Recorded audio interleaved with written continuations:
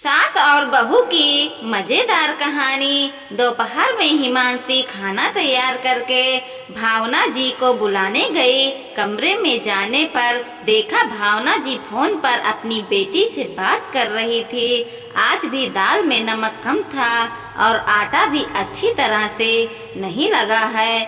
हिमांशी सोचने लगी, मम्मी जी यहाँ बात तो मुझे भी बता सकती थी।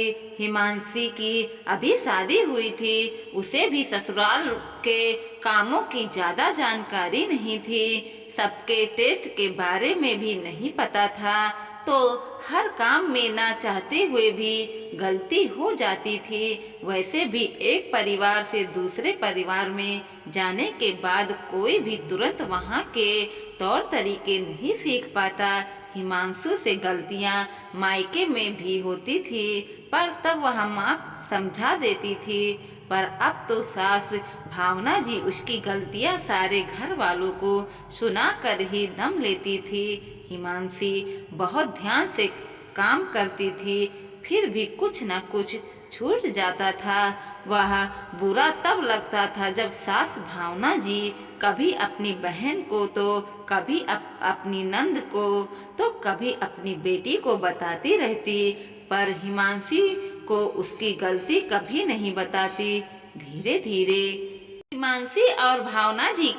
हिमांशी के काम करने के बाद भावना जी जायजा लेने आती, फिर सबके सामने उसकी गलतियां गिनाती रहती।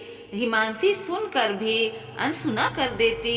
हिमांशी काम करती, फिर कमरे में चली जाती। उसके सास भावना जी अकेले बैठी रहती।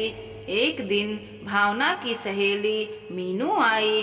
भावना अपनी बहू की बुराई कर रही थी और वह सुन रही थी।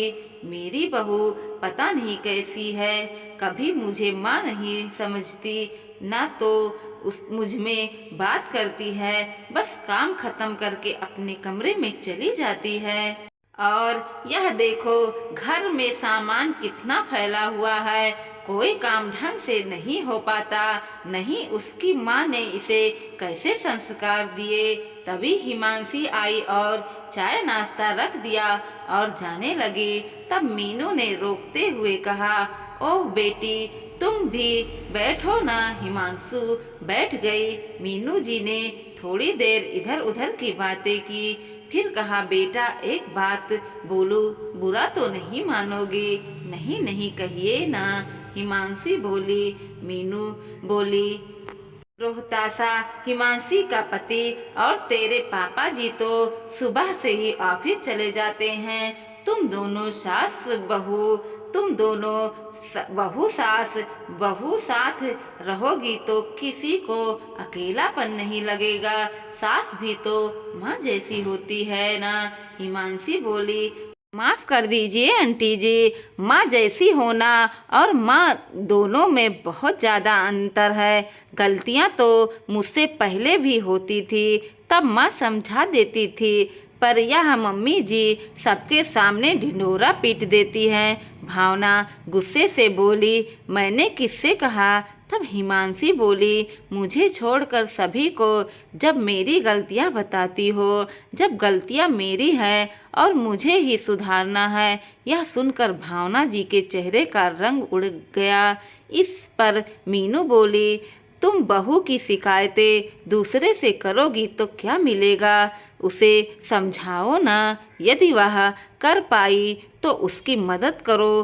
तुम हिमांशी के साथ रहना, दुख सुख में यही साथ देगी। भावना बोली, सच कहती हो, तुम बहू को नीचा दिखाने के चक्कर में भूल गई कि वह भी बेटी है। और हिमांशी से बोली, बेटा आगे से ऐसा ना होगा, मुझे माफ़ कर देना। कहानी की शिक्षा, अगर आप उसकी इज्जत करोगे तभी वह आपकी इज्जत करेगी। गलतियां किसी से भी हो जाती है, जिससे गलतियां हुई है उसी को बताएं व समझाएं, तभी आपका आपस में प्यार हमेशा के लिए बना रह सकता है। दोस्तों वीडियो पसंद आया हो तो लाइक कीजिएगा, शेयर कीजिएगा और सब्सक्राइब भी कीजिएगा और देखते रहिए कोमल मोटिवेशनल 2.0।